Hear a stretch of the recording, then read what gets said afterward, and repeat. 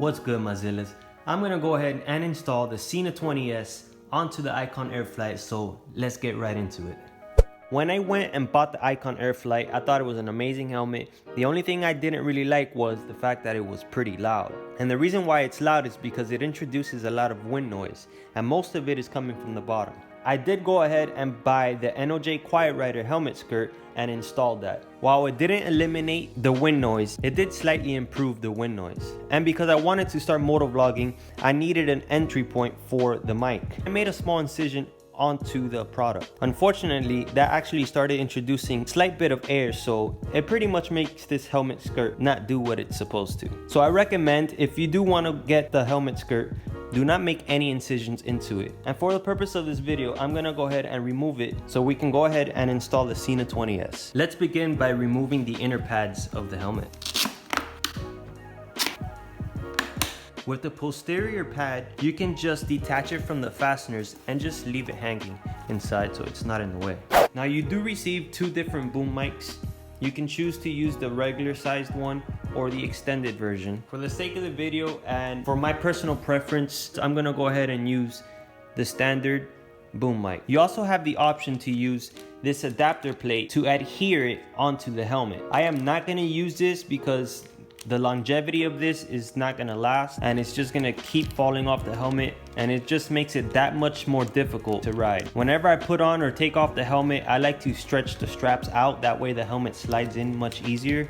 So with this in place, it's just gonna come off sometime soon. Now they do offer these Velcro pads for the speakers, but I'm gonna go ahead and just use some thin, strong Velcro that I bought at Home Depot because it's much thinner, and I don't need the padding to be any thicker to make it that much harder to put on the helmet. All right, so I went ahead and attached one portion of the Velcro onto the speakers. You can see inside the helmet, there's a cutout for external speakers, for optional speakers, and you're gonna go ahead and just place the other piece of the Velcro strap right in the center of that. Let's go ahead and attach the speakers to the Velcro and route the wires. You have a speaker with a longer wire and a speaker with a shorter wire. You're going to want the longer wire on the side that the Sena is not going to be on.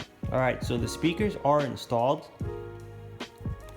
and the cabling should look like this. With the speakers installed, we're gonna go ahead and now set up the base or receiver for the Sena 20S. We're now gonna go ahead and attach the boom mic to the base or receiver.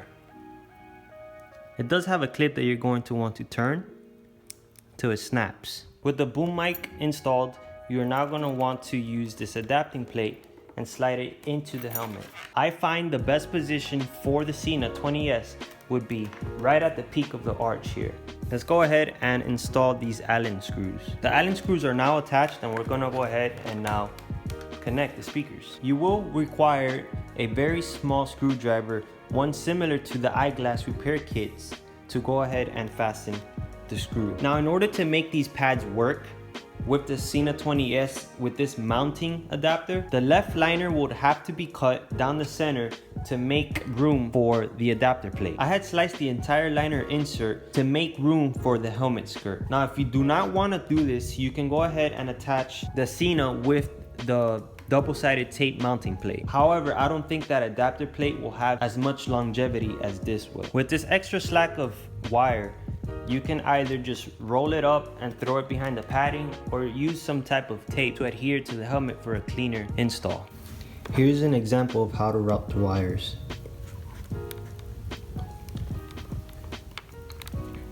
Paddings have been installed. All that's left to do is attach the Bluetooth device, turn it on, and enjoy your new headset. I'd like to know what other Bluetooth devices are on the market and which ones you guys have. So let me know what your opinions are on which is better or which one you like most in the comments. If you found this video very informative, make sure to destroy that like button. It helps the YouTube algorithm show my videos to others. If you like these type of videos, make sure to join the community and consider subscribing. Our goal is to have 1,000 subscribers by the end of the year, and I'll be doing a giveaway at my 1,000 mark. I must get the 1,000 mark by the end of the year in order for YouTube to monetize my channel once again. Now, I'm not making this channel just to make money.